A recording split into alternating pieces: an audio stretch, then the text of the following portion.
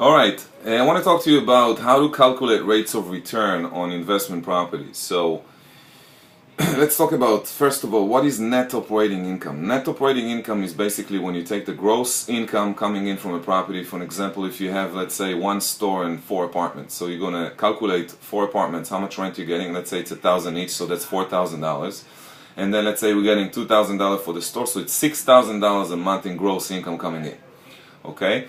So $6,000 times 12, because you need to have the gross income for the year, we're talking $72,000. Okay, so $72,000 will be the gross operating income. That's the overall income coming in from a property. Now, the expenses. Typical expenses on a property will be property taxes, property insurance, water and sewer, heat and hot water, depending if the tenants pay for heat and hot water or the landlords. In many situations, it's the landlord paying for that.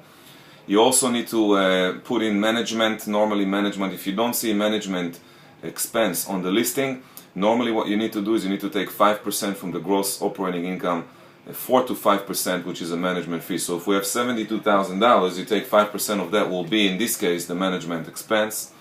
And then you need also repairs and maintenance, roughly 4% from the gross income, and vacancy, which is also runs between 3 to 5% from the gross operating income. So you calculate all of that all together, and you get, let's assume that we got ourselves $30,000 expenses on this particular property. So now we have $72,000 in gross income, and we have $30,000 in gross expenses. That means that we have a net operating income of $42,000. So you take the gross income minus the gross expenses, you get yourself the net operating income.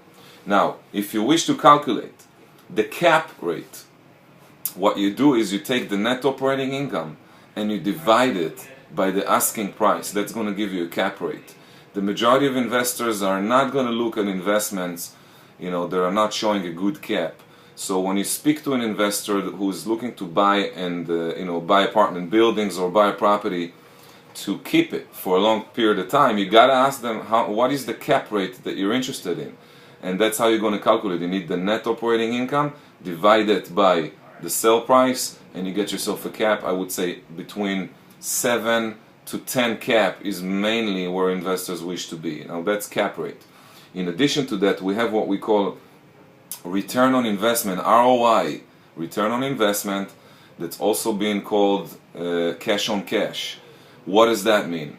A lot of the investors are not buying cash, they're buying with the mortgage. Okay, so assuming that they buy a property for $500,000 and they're putting down 30% and all the rest is a mortgage, the 30% they put down, which is $150,000, is their investment.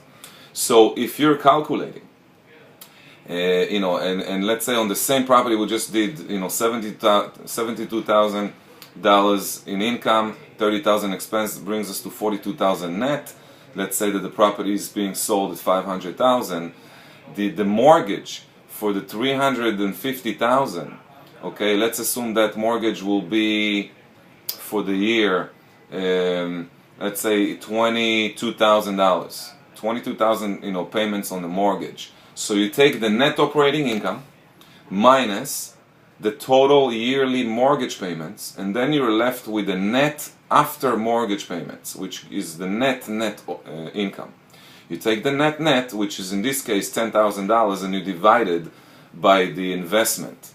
Okay, so you take $10,000 and divide it by $150,000. That will give you the cash on cash.